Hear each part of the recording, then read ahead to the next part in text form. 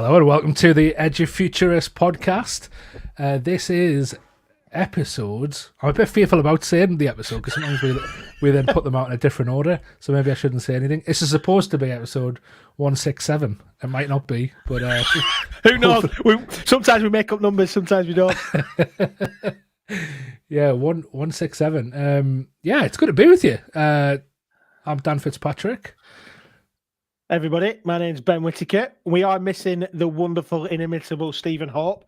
He's in a car on the M6/M62. Hopefully he's not getting blown away by the, is it Storm Dudley? I was careful. Oh, yeah. Was that one? I was didn't know what you're going to say there. It depends where he's stopped. Is it Dudley today? And then it's Dudley coming up or whatever else. And what was the other one?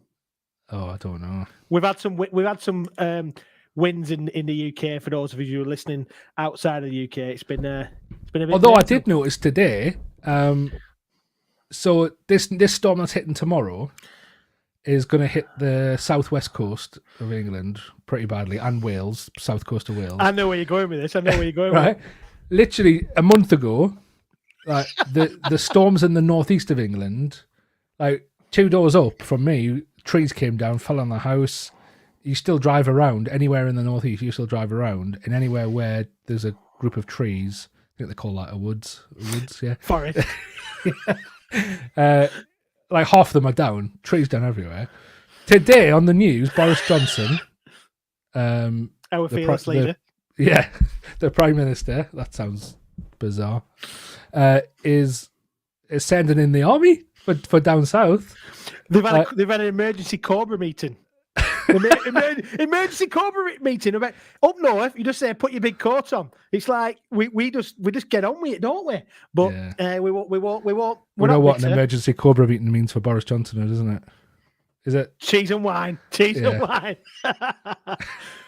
Oh, we've got political early on, Dan. Yeah, Cobra is an Indian beer, isn't it? Yes, it is. Yeah. Good beer. Yeah. It's quite all right. You always get that when you go to an Indian, don't you? There's usually Cobra. Oh, yeah, pint of Cobra. Yeah. Boris Johnson likes it. So that's that. I'm assuming that's what a Cobra meeting means for him. Yeah, possibly. So we're here. We're just the two of us. Climate change is happening around us. But you, speaking of climate, have been in a different climate. That's a one-show connection. That is seamless, man. This is your interview. Ronan Keating, watch out. I don't watch it since Matt Baker's left. Oh, it's a different show.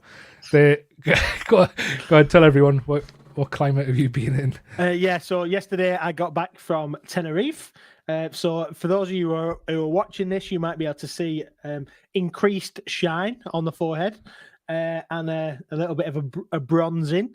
I thought you were wearing a red cap, mate. Are you not wearing a red cap? It's not red cap, Dan. I'm nice and bronze now, not red.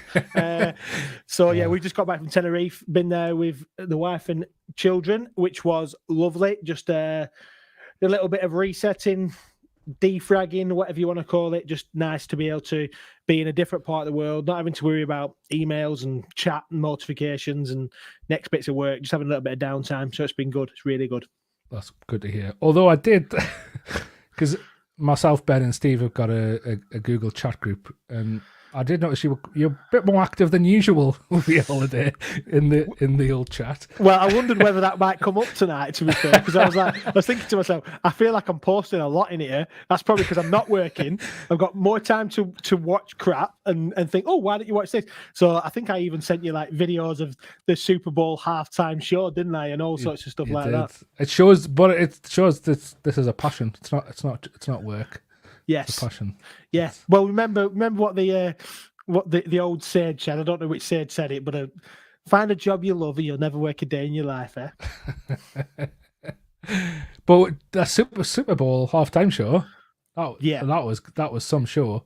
That was next level. Now, I saw a little meme on some social media that basically said about over 50s, or with the people who used to listen to the Super Bowl, if you didn't, I'm absolutely ruining it here, but basically, most of the people who listen to what I'm saying is, I felt really old by watching the Super Bowl and really enjoying it when loads of these other people were like, yeah, it was okay. But I think like anybody who's over the age of about 30 acknowledge that this was a Super Bowl halftime show. And actually the halftime show was probably better than the actual football as well. So I didn't watch the football, just the halftime show. But yeah, I was thinking about that because and I was thinking it wasn't actually that long ago, but then it was early 2000s, wasn't it? It was like 20 years ago.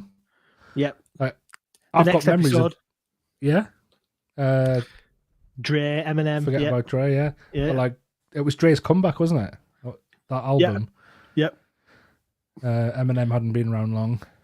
Yeah. Well, Dr. Dre, I'm sure he's old. He's just looked 56 years old, Dr. Dre. Wow. But then again, we're old, Dan. I'm 37, and you're like nearly 40 or something, aren't you? Like, shut up, man. Nearly 40. I mean, to be honest, I'm just about to go into the other side of 30s. So yeah. Have you had a haircut, by the way, Dan? Yeah, I went to your barber. Thanks for it. Yeah. Oh man. That's an awful view. That's horrendous. For anyone listening, you're gonna have to watch the video for it. And that's a really good segue into, if you are already subscribing on YouTube, please do subscribe on YouTube and click subscribe and tell people about it. It's been really great to. I know we joke about whether or not episode 167 and whatever else, but I think if we look at all the episodes that we've done. And I won't make any Dre things about the next episode, but we've got loads and loads of episodes out the back, haven't we? And it's been great. We've got some great guests coming up. Very, very excited about some of them as well. So, and there's a lot more content on the YouTube channel as well, isn't it? Edufuturists.com, youtube.com/Edufuturist, or you can go to edufuturists.com as well. But yeah, we outside of it's, we don't just do a podcast. We run webinars. We have our annual awards ceremony. We run training days. We do. A lot of people know that in our day jobs we're very much involved in educational technology. So we have videos on that with some of our partner companies as well. So all that goes on there. So you can check out the video. So if you listen to the podcast and you want to see our faces at the same time, then feel free, because that'll be on there. Although I did actually notice. We do now have the option to upload the videos to Spotify as well. So if you're listening on Spotify, you'll be able to watch the video as well, because we'll start uploading them. But also there's like a wealth of keynote talks from a lot of the conferences we've put on. Some amazing stuff. Rob Hoban from Agora School and how they're transforming education, like every part of education. They're doing some amazing work. Josh Darn from Synthesis School that he worked with Elon Musk at SpaceX. A lot of amazing keynotes and roundtable discussions as well. Let's see. We should charge for this, Ben. What are we doing? Yeah, what are we doing? Yeah, it's actually really interesting as well. I was looking back over some stuff the other day, and many of our regular listeners will know that our good friend David Price wrote a book called The Power of Us, which has now developed into an agency that's supporting businesses and education as well. But David. We were really fortunate. He asked us to be involved in the launch of that book, and we did a few little interviews, didn't they, with some unbelievable people, including Gary Ridge, who is a CEO of WD-40, a number of other like well-renowned global superstars, really, and business veterans who champion the principal of the Crossroads School in California as well. Yeah. Fantastic stuff, and actually, just a little bit of an insight, a little bit of an exciting one that's coming up. We have got Avi Schiffman, who David references quite a lot. He's coming on the podcast later in 2022 as well. So we've got some, like I said, great. Dan said there's loads and loads of stuff on the YouTube channel. There's a whole host of training materials, things that we can see. You can actually check out our blog as well, which we just relaunched, and we're going to be putting loads and loads of new content up there as well. So please engage with that, chat to us, talk to us on Twitter. We're on there as well. We'd love you to engage with that. Yeah, get in contact, because we know people are listening. We've got the data, and people reach out to us, but we'd like to hear more from you. Tell us where you listen, what you like, and interact. It'd be great to hear from you. I like that, what you were talking about there, about the fact that under our umbrella we've had people create content as well, not necessarily with us involved. So David Price will be interviewing under the Edufuturists umbrella. We've had roundtables that we haven't been part of happening as well. It's nice to say that it's not just me, you, and Steve. There's a wider vision that people like the learning revolution, I guess. And I think that's it, Dan. That's the bit. If for those of you who remember that Red Bull infused time in Oslo, Switzerland, our last time we could meet together for our awards event, we were talking about that, leading that revolution. We were talking about that movement, and actually, when we started this, and when we first started, even changed the name to Edufuturists, it was all about this idea of the movement and about the idea of it not just, we said that everybody calls us the Edufuturists, me, Dan, and Steve, we're the Edufuturists. But actually, it's not about us. It's about finding the people who are pushing the boundaries, who are doing things differently, who are contemplating the future of education and learning in general. And I think that's where we've kind of moved in our thinking, isn't it, Dan? I think that'll tie into what we're going to get into today as well, about this idea about the future of learning. Is actually based around this idea of the future of culture, the future of society, how things are changing. And we don't need to just talk about a pandemic there. And I think that's what's going to be really exciting, is we're not just going to be saying this is a response to COVID-19. No, it's not. This kind of revolutionary technology, revolutionary way about how we function in the world and how society works is changing, and probably something like the speed of which we've never seen before. So yeah, and I suppose learning it underpins everything, doesn't it? It's almost not a category in its own. It's something that infiltrates all areas of our life. It's part of everything we are. And I think that's what we want that's what we see this podcast as. And we do talk about the education system quite a bit, because I suppose that's where our society seems to have focused learning for our young people, for our young adults mainly, but we're much wider than that. We talk about our own learning. Three lads in the 30s, early 30s. That was another David. I think I quoted David Brent last time we had one of these types of podcasts. That was another reference there.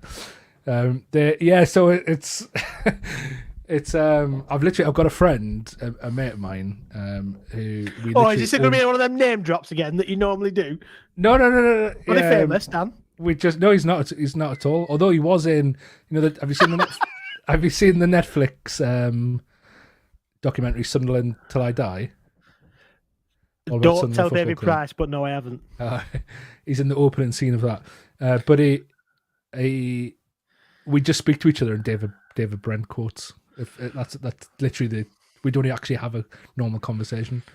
We just literally we have a full conversation, but it's just David Brent quotes. David Brent, by the way, is Ricky Gervais's character in the UK office, which is superior to the US office, obviously. Correct. Hopefully, we haven't just lost 50% of our audience there, Dan. Yeah, more. I think it's about 60% of our audience are in the US. It's just recently changed. Yeah. It's really interesting, actually. We got some nice emails about that, actually. Some people from the US that have been making comments. So Dan did mention that before we get into tonight's episode. Dan did mention getting in touch. So you can find us on Twitter at Edufuturists. We're also on Facebook, Edufuturists. Just search out for Edufuturists, or email us at hello@edufuturists.com or info@edufuturists.com, whichever one you want to do. We've got loads of aliases, so please send them in. We'd love to hear from you. and we'd love to get you involved. In fact, if you've got some podcast guest ideas, remember that we're thinking about the future of education, future of learning, education more broadly, people development, business, Web3, whatever else it is. Chuck them our way, and we'll do what we can and see how we can make things happen. Yeah, definitely.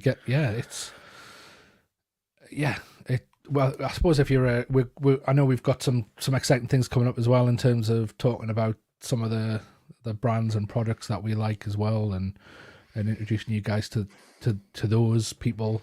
So if you're out there and you want to get in touch about that and talk about that, and we're open, man. We're all about learning from each other, whether you're an individual, whether you're an organization, whether you're a company doing good out there and help and advance learning and advance us as a species, and then we need that, because there's a lot of shit going on in the world at the minute.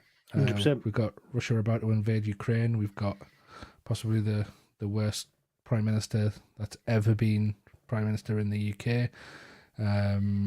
There's this part of the world looks like it's on the precipice of some bad stuff at the minute.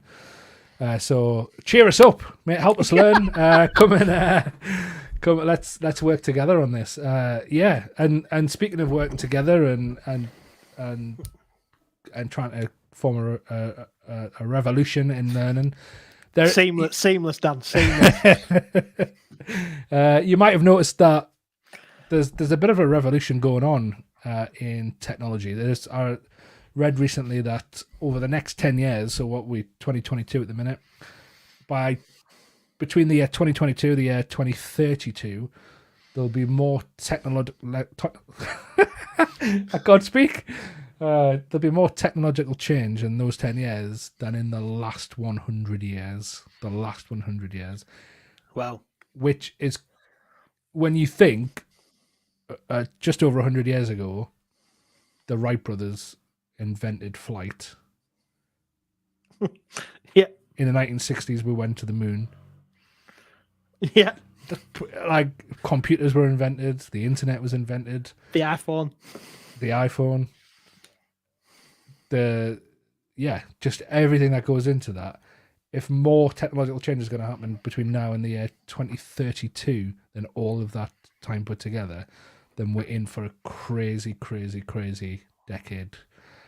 And I suppose some of the ways that's going to happen are things like artificial intelligence, things like immersive experiences, which kind of ties into what we want to talk about tonight. And I suppose Ben just mentioned it, that whole idea of Web3 or Web 3.0, however you want to say it, is we're on the precipice of something.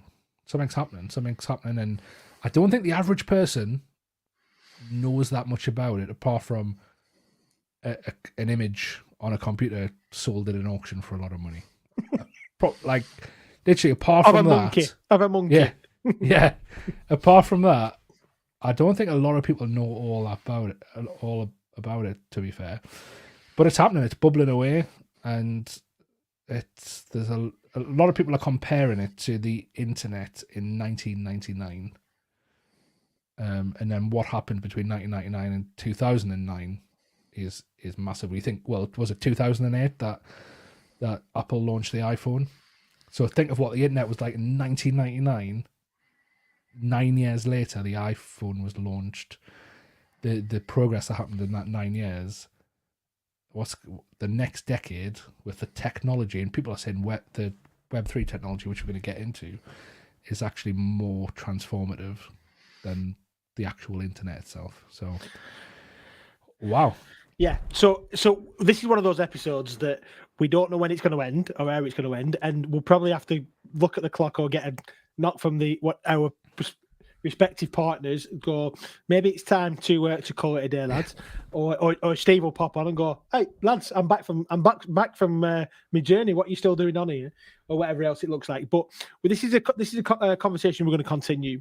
This is not a one and done thing. We're certainly not thinking, oh, we're going to cover everything about Web3 in the next hour or so. But let's kind of go there. So we'll start where it is. Dan, you've been a proponent here of a lot of this kind of stuff and been talking about this. We've been talking about this for probably 18 months, 2 years, maybe a bit longer. Yeah, I guess for me, my journey into it was, well, Jamie Smith, who works for Stephen C. Learning. He's a big investor, so financial investor, and has wrote a book on investing in the stock market. And just talking to him, having him on the podcast, private chats, I decided it was time that I probably should start investing for myself and my family's future. And very, very quickly went down a rabbit hole of cryptocurrency, and a lot of people investing in that and making a hell of a lot of money in short periods of time. So obviously that's very attractive to have a look at, especially if you're going into investing. So getting into that, having a look at that, investing in cryptocurrency, and then actually being the people that we are, interested in the technology, interested in the learning that comes from technology and that technology can enhance, looking at the blockchain. So it's based on, cryptocurrency is based on blockchain technology. And then soon discovering that it's not, blockchain technology isn't just supporting things like cryptocurrencies, but there's a whole other raft of it's a different world. It's a different world. Yeah. I suppose it's probably worth going back to what's Web 1 and Web 2. Why we've jumped to the last episode in the trilogy without. True. Yeah, I was going to make a quip there about a trilogy title, but I can't think of any. The best trilogy. Before we get into this, what is the best trilogy? And don't you can't say Rocky because that's not a trilogy. Yeah, that's true. And the best Rocky is Rocky 4 anyway, which is out of the first three. I know where I'm going. I've got two, but they're very different. So Godfather definitely is there. Yeah. So that's. By the way, I really like the third Godfather. It gets a lot of bad press. Yeah, I like it, mate. I like them all. I love because it's mainly set in Italy, isn't it? And I just love and it's quite slow paced. I like that. Yeah. And obviously Back to the Future. Yeah. Okay. Oh, I was expecting a bigger reaction for Back to the Future. Mate, I'm going to tell you something that you're going to get really mad at. I've never watched all of them. Seriously? Never completed one of them. I know. I feel really bad. I feel really bad that I've just admitted that live on an episode of the Edufuturists podcast that it's even in the title, Future. But I've not watched it. You know what you should watch? There's a Netflix series about like the making of movies, like Netflix original, and they go Back to the Future. They filmed half of the movie with a different lead character to Michael J. Fox. And then halfway in, they were like, "This guy, it's not working," and went back to square one, refilmed the whole movie with Michael J. Fox. Nice. It's interesting. I've seen bits of it, obviously, but never watched the book. That's really bad. I thought you might say Lord of the Rings.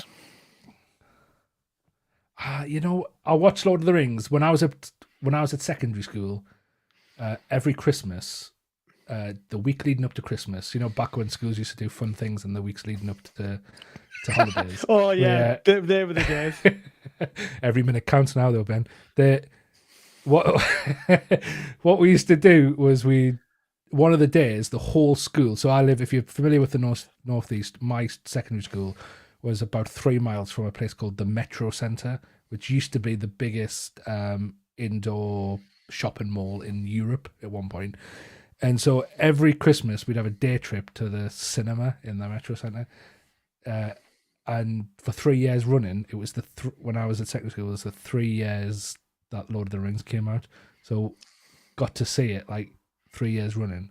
But that's the last time I've watched it. I haven't watched it since. So I was okay. We're looking at 20 years ago. Yeah. No, okay, that's fair enough.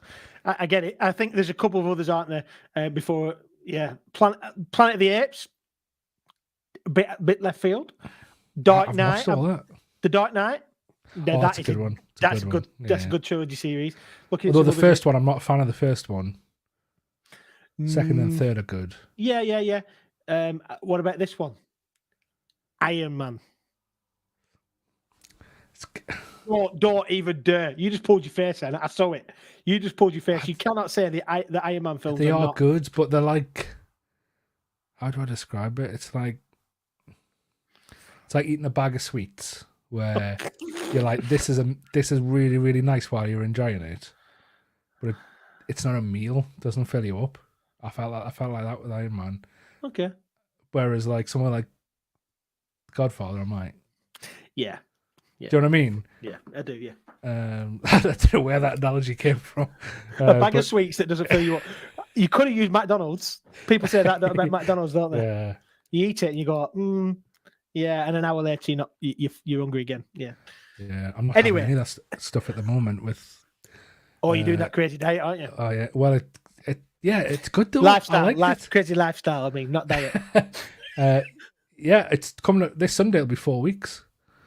And I wore a suit today. I had quite an important meeting at my day job today, and I wore a suit that I haven't worn for 2 years. Good man. I know. Well done, mate. That's great really news. Good. That is. You should. I mean, I ripped the seams, but it was still no, but no, it was good. It felt good. Because I purposely haven't weighed myself at all, because I'm like, I don't want to. Whenever I've tried diets in the past, I've like weighed myself every day and done all that, and I'm like, I don't want to. I want it to be a lifestyle, like you say, not a diet. So I'm just like, yeah. But yeah, it's keto, by the way. It's the and you're doing some intermittent fasting with it as well, aren't you? Yeah. So just eating within a 8-hour window within the day. Yeah.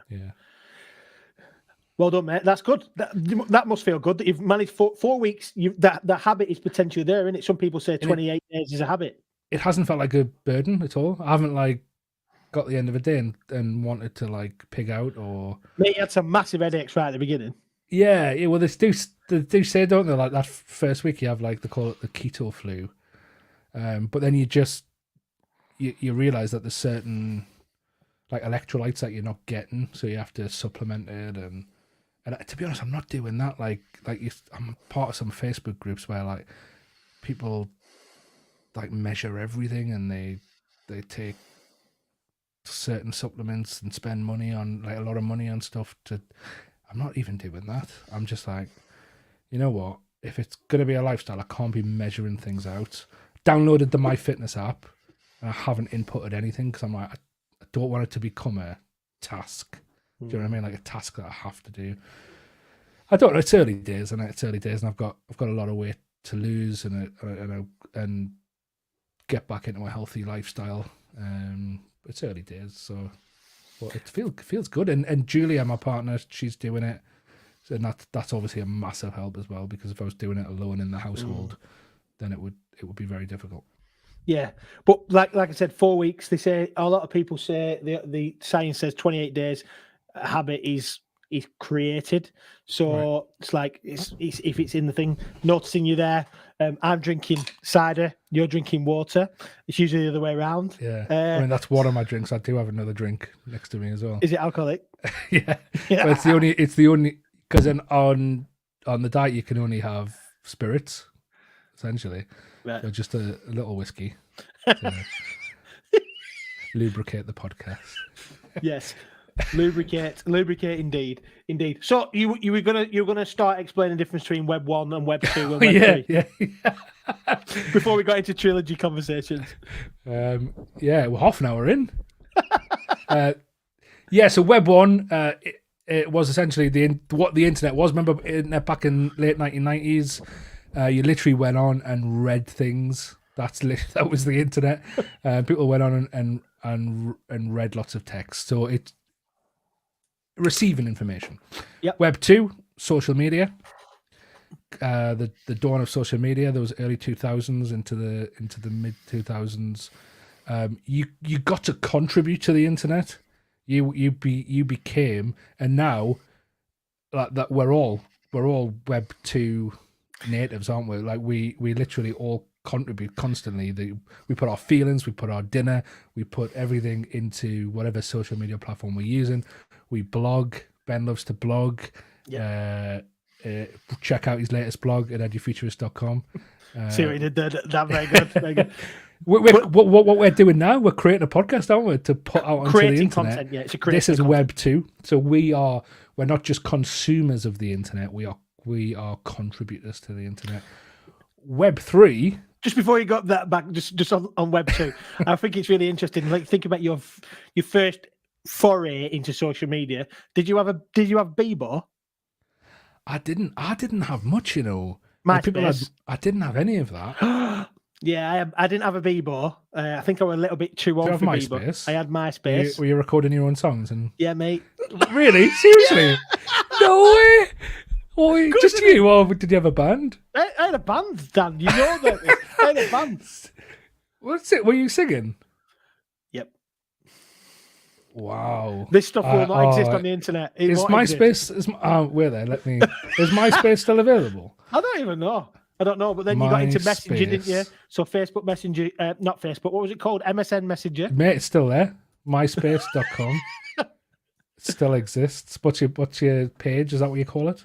No idea. Don't find it. Don't find it, Dan. If I just type in Ben, you've got to sign up before. I know you can just search with it. Don't do it. Why are you doing this live on the podcast? Because I can then play it. No, you can't. Oh, mate, there's loads of Ben Whittakers. Exactly. So, fine. Fine. Good. What was the band called? Not telling you. No, I'm not telling you. That's it. Done. Right. Anyway, so with the Web 1, Web 2, Web 2 was obviously evolved, and we've got like Twitter, Facebook, Instagram, increasingly stuff like the craziness like of TikTok and Snapchat, and then we've got into Web 3. So if one's about consumers, next one's about contributors or creators. Web 3. People debate this because I suppose it's still evolving, isn't it? But I suppose a lot of people attach the word ownership to it. Yep. So, a new way to own things. Yeah. Don't be giving me a C though. Contributor. Oh, right. Okay. Consumer. They can't use the word owner, can they? They're gonna have to use the C from somewhere. Yeah. I'm trying to think of one. Or maybe not. Maybe not, because the whole point of obviously Web 1 and Web 2, particularly more Web 2 than Web 1, was the principle of centralization, wasn't it? It's this idea that everything was controlled somehow, whereas Web 3 is moving away from that towards a not just a decentralization, but a movement away from how you, rather than being fed content, or which is Web 1, or then creating and consuming content, it's almost a little bit more you have control of that. So it might be controller. Yeah, Controller. That's the C. Yeah, I like that. I think, to be honest though, I think decentralization is integral to Web 3. I think, because if you look at it's based on blockchain technology. What's blockchain technology? Essentially a database or a ledger. So let's go back to Web 2. Web 2, you've got everybody contributing on a platform. It's owned by let's say Facebook or Meta, as they're called now. You're contributing, you're uploading your photos, you're putting your messages. That's all kept behind the fancy facade of the web page. It's kept in a database somewhere, and Facebook own it. Whatever you put in there, Facebook own it, and that goes for so much, doesn't it? That goes for it even goes to how you store your files. Email. Using cloud. Yeah, if you email, if you use a cloud drive system to store things, it's somebody has paid for the server space to be centrally controlled by them, and they keep it. So that could be Google in Google Drive.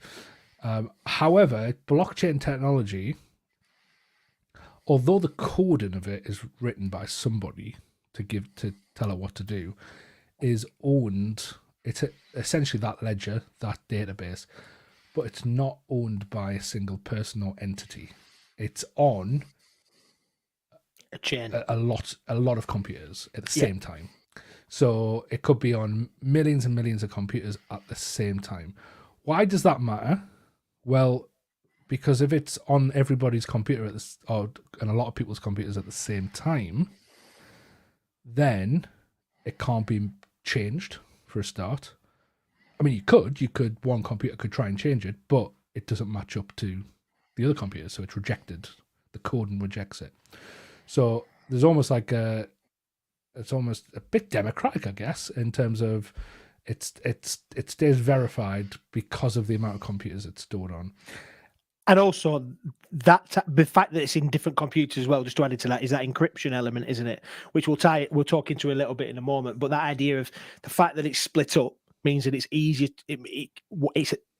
How it's all split up is encrypted, which means it can only come back into a certain way. So it can't just be brought together and, well, if I can get all million pieces together, it's also broken up and put into different places at once, isn't it, through encryption? Yeah, and I think as well, just because it's stored on lots of computers doesn't mean that those people who are on those computers can access your files, can access what you own. Still, only you can access it. So you have the ability to access it and do what you want with it. So because they have to have the data, and just to explain that, they have to have the data and the encryption key. yes. So that's the key bit. So like for those people who are kind of, what does this all mean? To encrypt something basically means to lock it up and break it up into different places. But then to be able to bring it back together, you need a key that is a unique key that only you will have. So you need the key and the information, not just the information or the key. You could have one or the other, but if you don't have them both, then you can't bring it together. And hopefully that sounds a bit simple. It's a database or a ledger that is duplicated on many different computers, not on a centralized computer owned by a person or an industry. But the implications of that are massive. And I suppose one of the very first use cases of it was Bitcoin, the creation of a currency based on this blockchain. And so that was nobody knows who it is, apart from his name was Satoshi, and he disappeared, like stopped communicating, and nobody knows who he is to this day. But he created a code that would essentially allow 21 million Bitcoin to be, they call it mined, or found, I guess, and then owned. So they're literally just bits of, if you're familiar with computer code, and bits of computer code that sit in this ledger called the Bitcoin blockchain.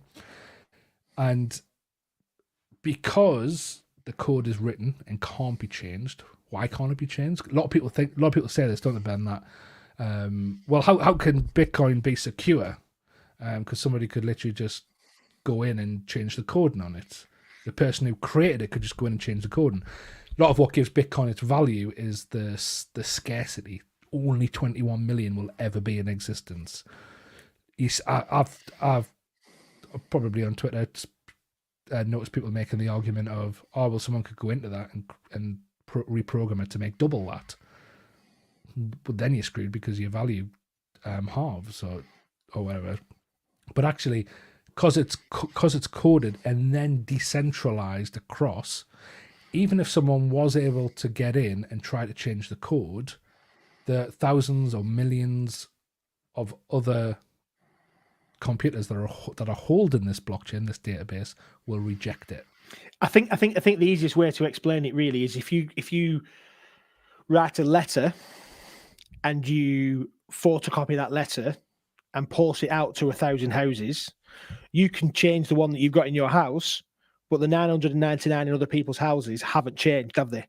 Yeah. Yours has changed, but the actual letter itself hasn't changed, and the trust, and we'll talk about trust and truth in a moment, the idea of the value that it creates is in the fact that it's not just on mine, and the change isn't on mine. The change would have to happen on all of them to be verified because of that nature of it's happening multiple times. And I think that word verification is so important because now ownership doesn't depend on a centralized organization. So I know that I've got a certain amount in my bank, right? So let's say one of my banks that I use is Monzo. I know that I've got a certain amount of Monzo. £25,000 Dan's got. Yeah, 25 pence more like. But I know that that's there because I've got to go to the Monzo app. That app speaks to their database and verifies that that money's there. I've got to rely, in order to use a banking system, I've got to rely on the central organization that is the bank to verify that that money is on their ledger, on their database. With blockchain, I don't have to rely on any organization because it's on the blockchain that is decentralized and on the thousands, millions of computers. Now, I suppose that leads nicely into the impact on finance and currencies, but then the other implications and the creativity that is coming out of this now and what this can be used for is on overdrive. So we're looking at things like DAOs. So a DAO is essentially an organization where the rules for the organization are written within the code, and then people who own part of that company through owning a bit of the code, which is a bit like owning a cryptocurrency, although they call it an NFT, which is slightly different. We're going to get into NFTs, maybe. Yeah, but you can vote. So you can vote to, and then it's a very democratized, decentralized organization that runs on on what the code is telling it to do. So I saw a very basic example on YouTube recently about a vending machine. So if a vending machine was a DAO, you write into it exactly what the pricings of the products are. You write into it the automation of it ordering refills. Let's say it's a Coke machine, so the computer system will order the Coke. It gets delivered. It's completely autonomous because the code does the automation for it, I guess, and sets the prices, sets the profit, who the profit goes to, like any organization. However, it's all based on the instruction, the code that can't be changed because it's in the blockchain.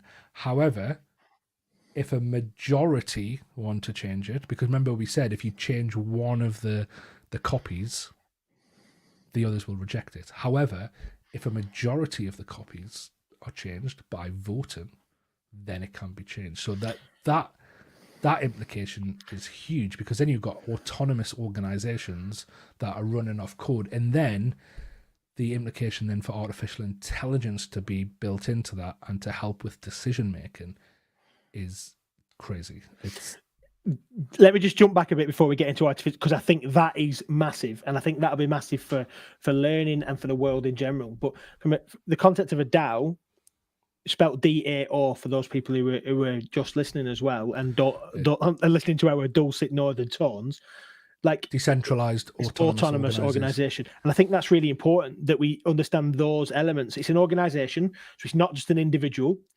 It's autonomous, which means that that organization carries its power. It's not relying on an external thing to give it its validation. It's not part of a monopoly. It's not one person that's controlling it. It's an organization that's autonomous and it's decentralized. So it's not like being led by one person. So this is the key bit. Like, if, for instance, let's just take Microsoft, for example, or Apple or whatever. Let's just take Microsoft. When Bill Gates was in charge, if Bill Gates decided we were changing a different direction, up until a certain point, you'd have to get a certain amount of votes in a certain way. But that was the control of it. A DAO would work in a very different way, in the sense that it couldn't just be a top-down dictatorship. And I think that's really important when it comes to societal ideas. They're talking about DAOs for all sorts of things, aren't they, Dan? They're not just you've mentioned it there from a vending machine concept, from a business concept like that. But they're talking about it for other organizations and thinking about it from a schooling perspective and from an education learning perspective as well. I think that how they can become DAOs or work as DAOs could be really powerful. Yeah, I guess it's democracy at its most acute nature. So Yeah. in terms of like we've in a democratic system, whether that be a boardroom where shareholders are voting, whether that be a country where citizens are voting, you still then have to rely on the processes that come with the decision making. So, for example, UK votes for Brexit in 2016. Brexit just doesn't happen. You have to rely on the human beings that are in charge to try and make it happen. Whereas with a decentralized autonomous organization, you literally change the coding of how the organization works, and then it happens autonomously from then on, but depending on the change of the voting of the change of the coding. I think for a DAO, and we went in really heavy with a DAO as one of our first examples. Sorry about that, but I think there are ways that specific facet of blockchain technology can be used that we can't even imagine yet that we'll see in the next few years of how that can be used, because we're just talking about run-ins of organizations. I think with creative minds behind that could be very, very, very interesting. Yeah, and we're seeing those integrated into metaverses as well, which we probably want to touch at some point. We could be here all night, mate. But you kind of talked about artificial intelligence, and I think it ties into it as well, because artificial intelligence is something that's been around for some time. We think about like what was it? Was it called Deep Blue that beat the chess program? Yes. Was it called Deep Blue? Yeah. Yeah, I feel like yeah, it might be called something else. I feel like I should check that. But that was was it Gary Kasparov? Yeah. Yeah. So it was so it was the idea that a computer with all of the possible moves that could ever be made on a chessboard would be able to beat a human. Was kind of like, nah, that's never going to happen. Then eventually it did, and now we know that the intelligence of computers, and actually the processing power and reliability of computers and algorithms, in comparison to human reasoning and human processing power, is just so much more reliable, and so much so that things like robotics, in manufacturing, and some of you have seen this in terms of manufacturing from engineering and all that kind of stuff, advanced manufacturing. The robotics are, it's not somebody having to manufacture something or do something, a person. It's relying on a person, relying on a machine that doesn't get tired, that doesn't make mistakes, that doesn't need fueling, that doesn't have a downshift because it's nighttime. Like, it just is. It can hold a lot more information in consideration when it's making the decision. Yeah, so it's got a better working memory in that sense. In fact, there's no distinction in a computer between working memory and long-term memory, really, in that sense. So that if you've got a processing power that is far, far superior, then add that to this concept like Dan was talking about there in terms of that Cork machine. Well, artificial intelligence, what that's doing is it's working out which one's the coldest, which one's got the highest longest sell-by date, which one, where is it cheapest to buy that cork from. It's using all the search power of the internet to be able to work out where the cheapest cork cans are based on travel, how long it's going to take. They can think about environmental impact. They can think about all sorts of things that we as humans were probably thinking, where's the nearest cash and carry for me to buy some cork cans from? Whereas a computer's doing that better than we can. And I've really oversimplified that, but that's just very, very simple use of artificial intelligence in that sense. Yeah, I think, and that linked with if within your DAO you've programmed it to rely on the input. Yeah, I don't want to get too technical because I'm not technical myself, so I'll just sound like I don't know what I'm talking about. But I think the ramifications for how organizations run, work, and are owned are huge, absolutely huge. Yeah. what else is this Web3? Do we want to talk about NFTs? I think we go to NFTs and then to Metaverse, and then I think we've kind of touched most of it, haven't we? Yeah. So NFTs, what? So NFT stands for non-fungible token, and I suppose it's based on a different bit of technology here in terms of ownership. Okay, so examples where this is being used, and Dan will probably get into this a little bit more detail because he gets this better than I do. But we're seeing this in art, we're seeing it in music, potentially in gaming and in music, and ownership of all sorts of things. One example, just before Dan does jump on that was really interesting that somebody said to me the other day. They were talking about how NFTs are, but can't you just copy and paste a picture? Or they were saying, can you not just print out a piece of paper that says that you own that piece of artwork now? I was like, well, and I heard the analogy used, which was about like the ownership of your house. So the ownership of your house. So I own a house that's mortgaged, and I have the deeds for my house. Actually, I'm probably one of the weird people that actually has the deeds of my house in my house. They're not at the bank or with a mortgage company. I have them. Loads of people, apparently they stay in the vault at the bank anyway. But that piece of paper says that this piece of land, this small piece of land with this structure on it, belongs to me and is mine. Very similar to an extent of saying the ownership of an NFT. I've probably bastardized that, Dan, and I've probably had too much cider to be able to explain it better. No, I think, and it's great. And some of the examples there, I think just looking at the fungible word as well. So fungible just means something can be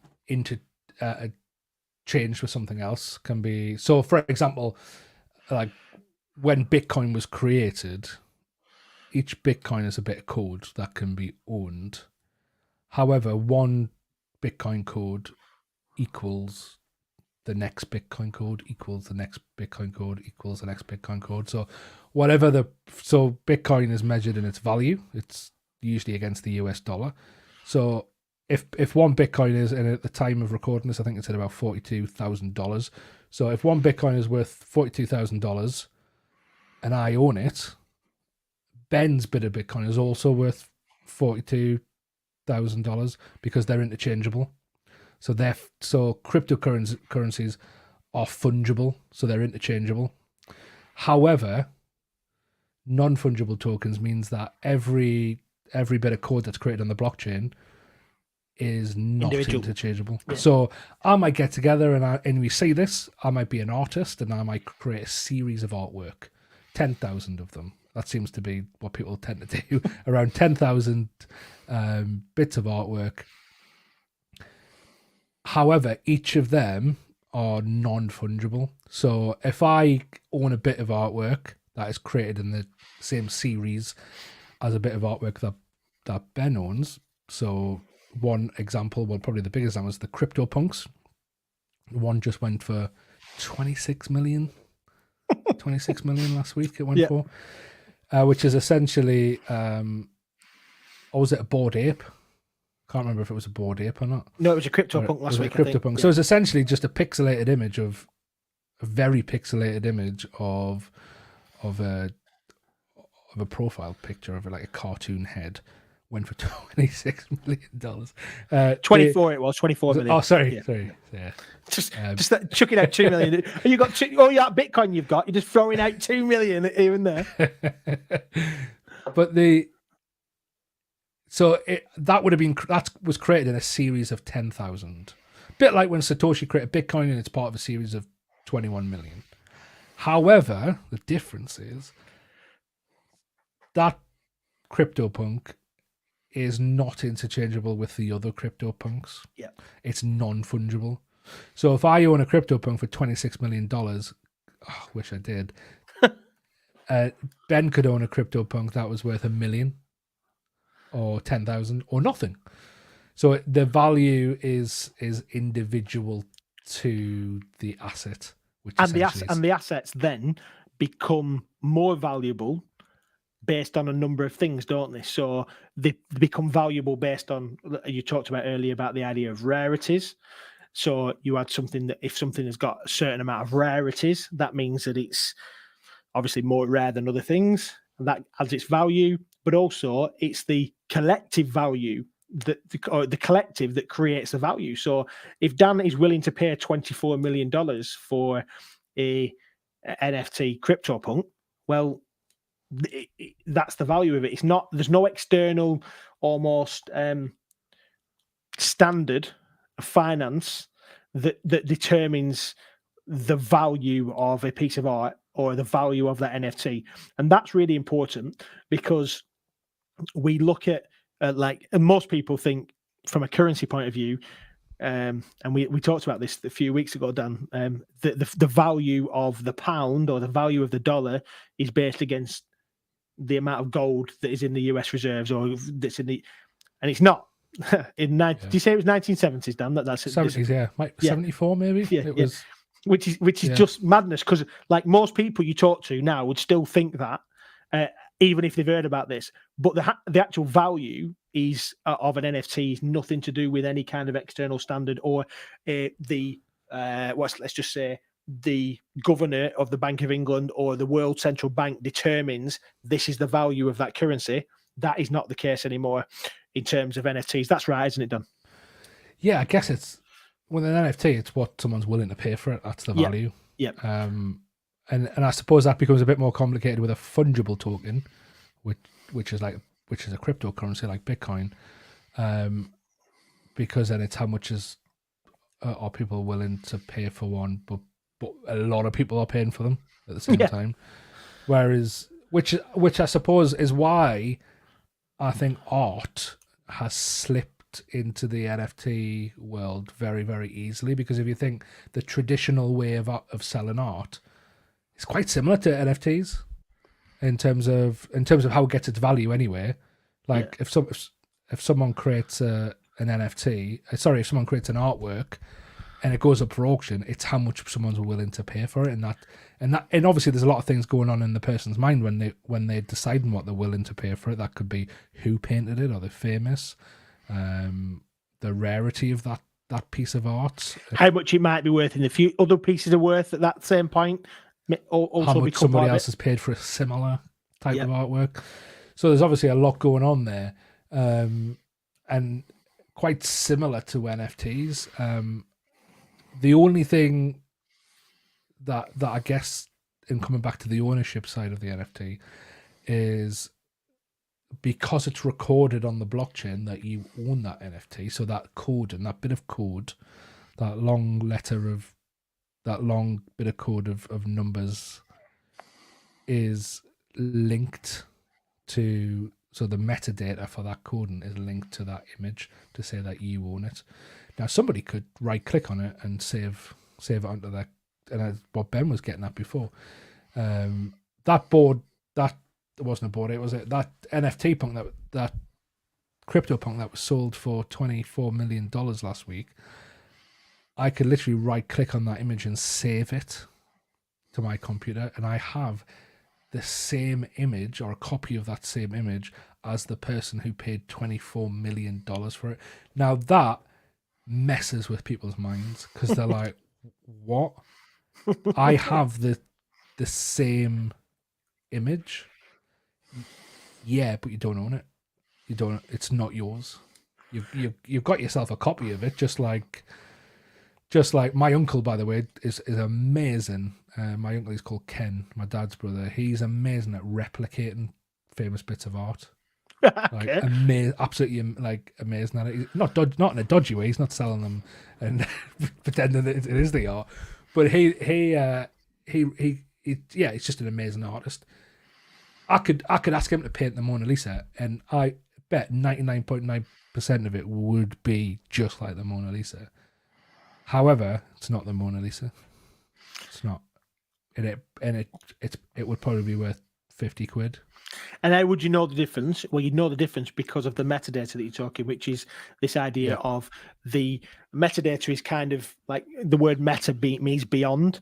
So it's the stuff that goes beyond the physicality of the picture. It's who painted it, at what point, in what format, on what computer, at what time, loads and loads of information that sits behind it that makes it unique.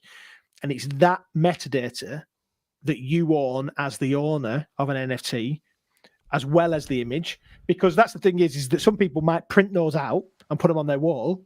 That's not the NFT. That's just a print of the the NFT. Is the code, isn't it? It's the That's code. it behind it. Yeah. And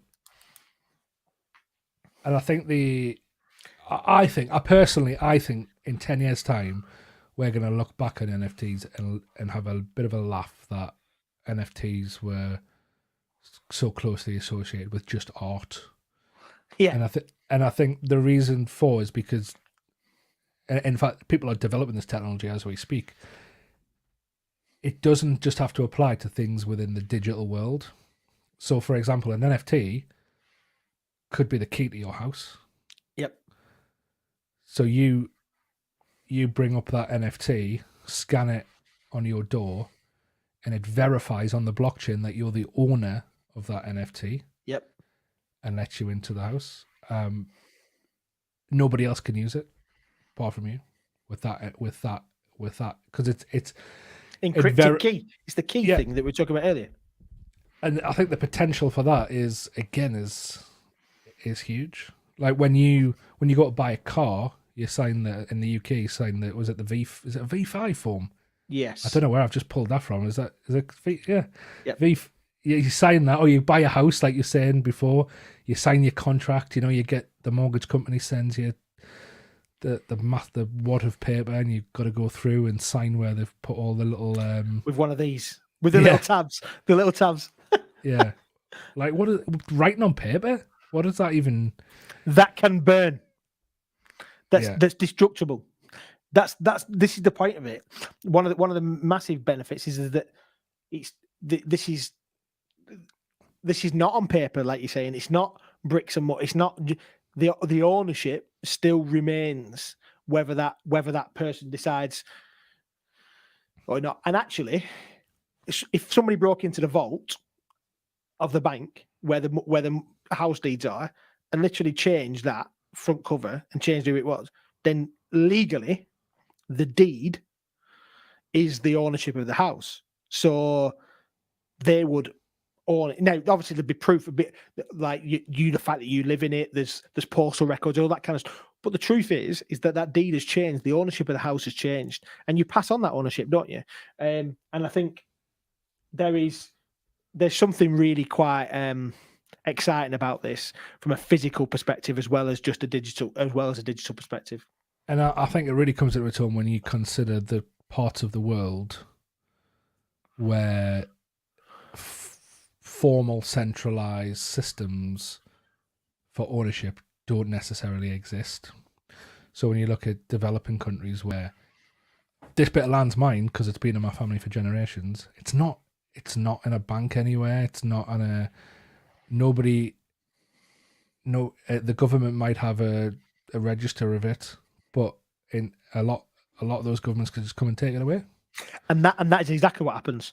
And that is the one of the things that has been really exciting thinking about some of the people that are working on NFT projects is that they're wanting to. You mentioned democratizing earlier. There's this level of equity that we harp on about on this podcast quite a lot from a technology perspective and from a learning perspective, but from a broader conversation about we've watched the Western world particularly take advantage of people because of that reason, and we've watched that that level of exploitation that's happened at on a horrendous scale for hundreds and thousands of years. This kind of stuff actually could stop that level of exploitation. You mentioned Russia going into Ukraine. You mentioned that. This physical stuff, it's not like it's gone away because we're in 2022. People are still taking land and saying it's theirs and believing it's theirs and feeling like they've got legitimate right to it because they can go on because they're bigger than you are. Well, this changes that and potentially changes that. Yeah, I think another example, and I don't want to get bogged down in the politics of this, but the a lot of people will be aware at the minute, in Canada, there's a huge protest against COVID vaccination mandates by truck lorry drivers driving into the capital there in Ontario. And if you're watching the news now, I to be honest, I'm not making any judgment on what they're doing or not, whether what they're doing is right or wrong. But one of the funding websites, like I don't know which one they used, but is it like GoFundMe type thing? Yeah, something like that. So someone set up a GoFundMe or a similar platform, do that for them, and I think they got like 3 million people who believed in their cause contributed to it, and the Canadian government contacted GoFundMe and got them to freeze the funds. And now I think those funds are now being donated to a charity. So a lot of people donated their money. Now again, I'm coming back to, you might not agree with this, but people donated their money to a certain cause, and the centralized system that controlled that platform took it from them and didn't use it the way they intended it to be used.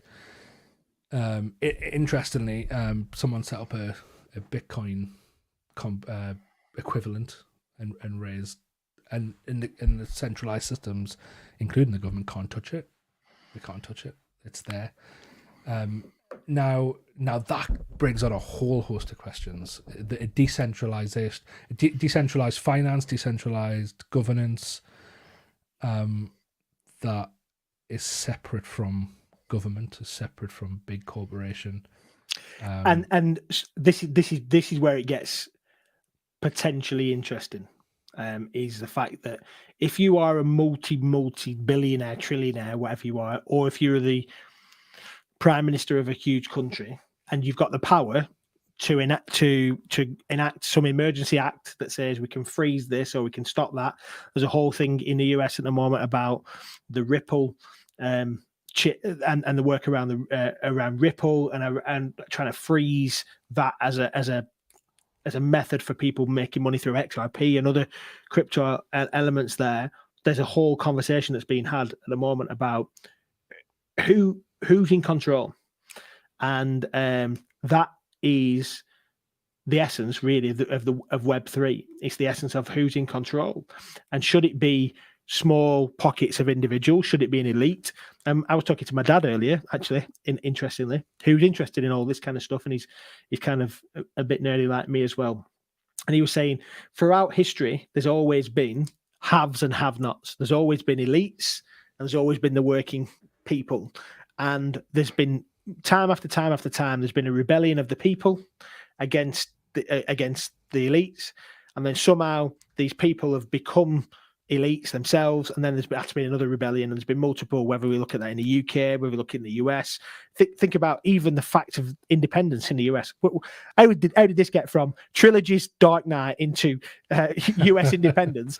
But the rebellions of the people that saying we're not going to be governed in that way, we're not going to be controlled in that way, and we're not going to be let certain individuals change that. And whether that, like I said, we're not jumping on a political bandwagon in that sense. What Web3 decentralization allows is, or it helps to mitigate against, is that level of the abuse of power. And we don't need many people. You don't need to look very far, really, to be able to look at monopolies that are controlling the way things happen, and whether this could give a viable alternative. I think it'd be worth, Dan, just as we said we'd mention Metaverse, and I think we probably will get into this with a few of the guests that are coming up in the next few weeks as well. But just maybe a brief mention about Metaverse and what that looks like and how that ties into, because most people who hear the word Metaverse and they've seen an advert by Mark Zuckerberg about Meta, or you've seen you've watched these people creating these avatars, which just look ridiculous, by the way, at the moment. And think we're going to look back. Do you know, like we look back on 2D games now, we look back at the Atari and they look back at things and look, oh my goodness me, look at the graphics in that. Look at the graphics in FIFA 13 or whatever versus what it is now. We're going to look back on them avatars and think, what are they like? But these metaverses essentially are a concept of alternative reality, I suppose, which ties into the opportunities for Web3 as well. Yeah, a lot of people describe the metaverse as is the platform for Web3.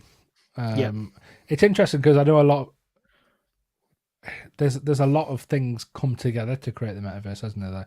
Because we've had in the last couple of decades, we've had platforms like Second Life where someone can, and even going back, I remember when I was a teenager, I remember when people used to play on Sims. Yeah, I knew you were going to say that. Sims, yeah. I never played with that. I remember I went out with it. I used to go out with a girl. I suppose for the American audience, I dated a girl. Why did you do an accent that was absolutely horrendous? I didn't mean to. When I was in secondary school, and she used to play on Second Life. I never played it, but that whole concept of you're living through, and I suppose there's people do with computer games as well, don't they? They live through a character that they can control. Yeah. But it would be. I guess it's living within a world where other people are there in an avatar form, a computer generated world. Minecraft is another version of it, isn't it? As well, people create it. Yeah. But I guess as the technology for immersion develops, so VR headsets, controllers, haptic technology, Neuralink. Yeah. The ability to become immersed within it grows, and even in fact, if you watch Ready Player One, it's a perfect example of what we're talking about. But in that film, they're in. I don't know if you've seen it. Have you seen it, Ben? No. So they put the headset on. They've got the controllers, but they can run around, and that technology exists. Like we've got. I work a bit with a VR arcade company in a place called Hartlepool in the northeast of England, and they've got these.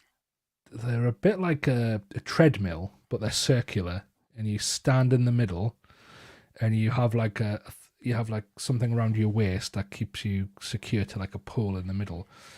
And when you run forward, it like you can run on it. So it's like a bit like a treadmill, but when you run on it, you move it.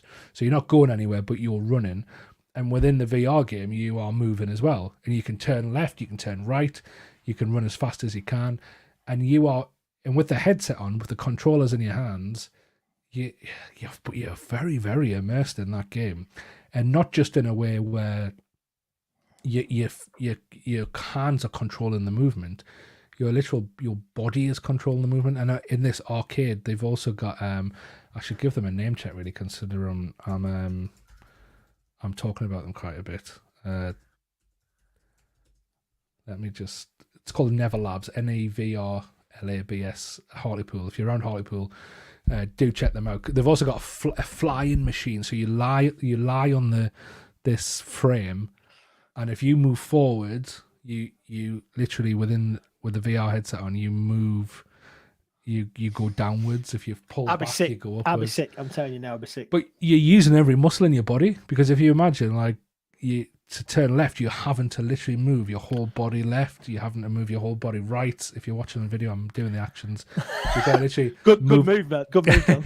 And when you go forward, you got to literally use all of your muscles in your back, in your legs, to pull yourself back up as well. Like it's a massive workout. But it's happening just like you've just done there. You're 10 out of breath. But you're moving your own body weight on this thing as well. So and we've already mentioned I'm not the fittest person at the moment, and it takes it out of you. It really does. But in the game, that's how you're moving. So I was literally flying over mountains in this game. Anyway, that's the graphic side of it and the control of it. However, when you then link it with something like blockchain and being able to buy digital assets, that changes the game completely, because the clothes you wear, your avatar wears within the game, buy them and own them. The property and the property side of things, we're actually seeing, it sounds bizarre saying it, but we're actually seeing a property boom in the metaverse. Yeah. So people are paying millions of pounds for properties, which are essentially just digitally constructed houses or land within a computer game. But because the metaverse, the coding even behind the world that is the metaverse, it sits within the blockchain. Nobody can change it. So I can own this bit of land within this digital game, for want of a better term, in this digital metaverse, and the creators of the game can't come along and be like, we'll move that or we'll do anything, because they don't own it anymore because it's encrypted on the blockchain. And what's really exciting here is what you've just talked about. There is pulled together a lot of the things that we've just talked about for this hour and 15 minutes. You've talked about encryption. You talked about the idea of currency. So actually, you can buy things, and you might have some of you who have got young people or enjoy it themselves, play Fortnite. They buy skins or whatever else that actually had no functional value, but they just want them, and they're spending V-Bucks on these, being able to get these actual skins and whatever else. So you talked about currency, you talked about that. The other benefit there in terms of like NFTs and being able to buy ownership of land within there, then allows you to use things like and create use NFTs to create these things, these DAOs that we were talking about earlier. So one way that I've heard people talk about it is that if you buy a piece of land in a certain metaverse or a certain neighborhood in a certain metaverse, that allows you entry into a certain organization, a DAO, which then allows you to have a discussion about new NFT projects that are available, or it becomes like an exclusive club of people that work together. I've seen it around, I know we reported recently the Invisible College are doing something like that. So they've just launched their NFT called Decentralians. Decentralians, essentially just little graphics of alien figures. Again, crazy, but that it's not just the image. It's the fact that NFT lets you have access to their educational content and to their webinars, where they teach you all about Web3. And I think their general sale is on Monday. So if you want a Decentralian, and I think I'm in talks with them in it, and I think they're going to come on the podcast soon, which will be cool. Yeah, that'd be really good. What's really good there is that, yes, the artwork is great. Yes, the being part of that community and that Discord community is great, but it's the benefits that gets you. It's almost like a ticket. So if you are I don't like to use this as an example, but if you let's use St James's Park. Dan supports the magical Newcastle richest team in the world, Newcastle United Football Club. And if you are a season ticket holder at Newcastle United, I'm guessing now increasingly season tickets have gone through the roof, and they're very difficult to get hold of, if not impossible. They might have even been for a long time already. If you are a season ticket holder, when Newcastle United get into the Champions League, for example, you have to be a season ticket holder to be able to get Champions League tickets. You won't be able to get the really high prestigious big teams that are coming, Barcelona's, Real Madrid's coming to St James's Park. You won't be able to get a ticket for that if you're not a season ticket holder, or if you've got, it's like away games. If you want to go to an away game for a club, you've got to prove that you are a loyal fan and that you're part of it. These NFTs and the purchasing of the Decentralians won't just be about the ticket and holding the ticket and being able to see them games. It'll be the benefits, the long-term benefits. You must have this to be able to get into this team. You must be of this and have that NFT. So I think it kind of pulls it together, doesn't it? Yeah, it's like, look in your wallet or your purse. What are the different cards you've got that give you access to certain things? That could be an NFT. I know we were in the Google chat last night talking about benefits cards. Yep. Founders card. Yep. Yeah, things like that. And yeah, but I like. There's a lot of people having a lot of fun with it, and I know Gary Vaynerchuk, an entrepreneur from New York. He's brilliant, by the way. If you don't follow him on social, he's great. But he really likes it because his big passion is American football cards, collectible cards, and things like that, and things like I know a lot of people mentioned them with collect comics. People collect things that can have value, rare things, rare football cards, rare comics, rare paintings. People get a lot of enjoyment out of stuff like that, and this is the digital version of that. Essentially, it's the digital, like some collectible cards go for hundreds of thousands of dollars, millions of dollars. If you look at it, you would laugh. What, it's a picture of a baseball player with some credentials on it of that person's skill. But in the same way that people are looking at CryptoPunks or Bored Apes and laughing that people are paying so much money for it. But again, the difference is I could take that card off you and you'd never see it again. I mean, I wouldn't. That would be cruel. But somebody can't take the NFT off you. You have. Do you know? And those people who were laughing, and I get it. I understand it. I've been a cynic for some time, and now I'm not. And I've done a bit of my own investing and whatever else.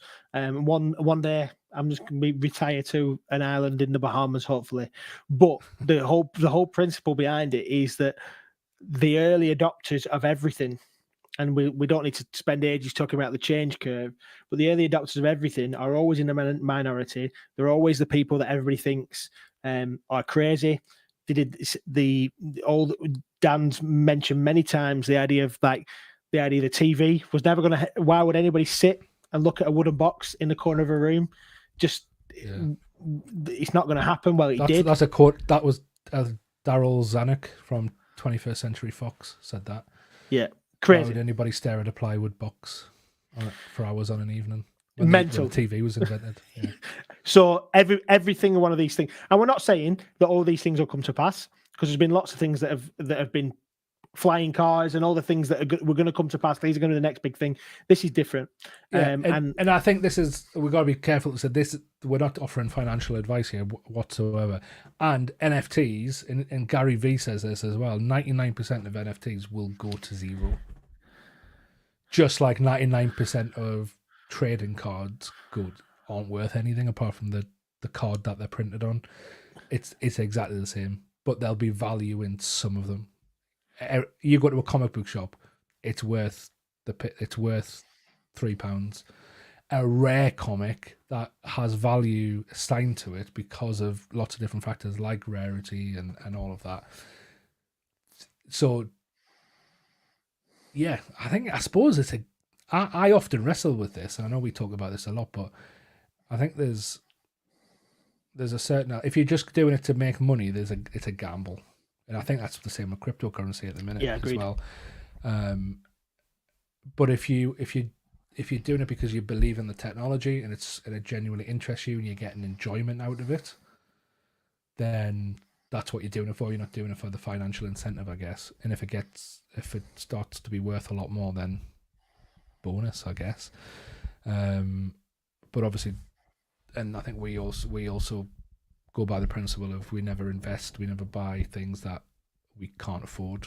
We don't have. It's a bit like spending money on entertainment, isn't it? That's what it is. 100%. That's not to say some people aren't making a hell of a lot of money out of it because they are. And I suppose with any, like you're saying, Ben, with any emerging sector or emerging technology, there's still a lot more to be made. How do you do that? I don't know. I wish I did. I really do. But I just love the technology. I think it's cool. Yeah, I agree. And it's been a bit out there, this, to be fair. We're an hour and 23 minutes in. Me and Dan talked for probably half an hour before that as well. So we could. I love the fact that we haven't got onto the ramifications for education. But that could be part 2 of this, I guess. Yeah. Because we're exploring a lot of how just the philosophy of decentralization is affecting education at the moment, in terms of educational systems outside of the mainstream that are becoming ever more popular. But then even focusing back on the blockchain technology of credentials, micro credentials. Remember those exam certificates you got from the exam board when you did in the UK? Did your GCSE? In that bottom drawer, mate. In that bottom drawer. How do you prove that? How do you prove it? You did university degree. Mate, you scan a copy of your certificate, don't you? Obviously. Yeah, you can buy those holograms on eBay as well. You just stick it on. But yeah, but also the micro credentials. I think there's a lot of discussion to be have about proof of skills, portfolio stuff that we talk about a lot, verifying experience, skills, all of that. It's if all of this happens like we're talking about over the next decade, which I think it will. I don't think a technology can exist and then humanity just ignore it, especially with the benefits that come for it. So there's going to be a certain level of adoption. Then education will come into this. Now, notoriously, education is quite far behind. But on that, Dan, if there are any companies or investors or entrepreneurs out there that want to talk to us about this, we've got loads of ideas. And we could make you millions, and you could make us millions as well. So I am jesting, but we need like a full stack developer, don't we? Yeah, we do. Get them on roll, and then we're winning. We'll make things happen. Yeah, we don't have any issue with ideas and whatever else. So it's not been the same without Steve, but that's been a good conversation. We've gone lots of different ways. We've talked about trilogies, we've talked about holidays, we've talked about keto, as well as talking about Web3. So we've enjoyed that. I've enjoyed that, Dan. It's been good fun. Like we said at the top of the episode, feel free to listen to our back catalogue, follow us on Twitter, and get in touch if you want to tell us what you've been thinking, whether you disagree with what we're saying, any questions that you've got, things that you might want to bring up. info@edufuturists.com would be a great place to get to. So thanks again for listening. Yeah, subscribe, let us know who you are, and join the conversation.